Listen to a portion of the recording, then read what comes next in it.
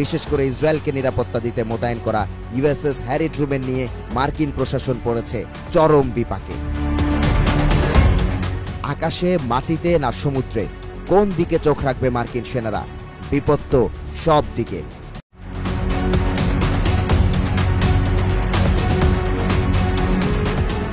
লোহিত সাগরে হুথিদের সঙ্গে মার্কিন সেনাদের ভয়াবহ সংঘাত। হঠাৎ ড্রোন কিংবা ক্ষেপণাস্ত্র ছোড়া হয়েছে।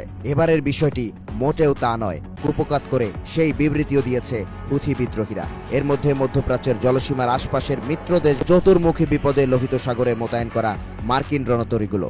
ড্রোন আর মিসাইলগুলো অক্ষত থাকবে কিনা আছে সেই চিন্তাও।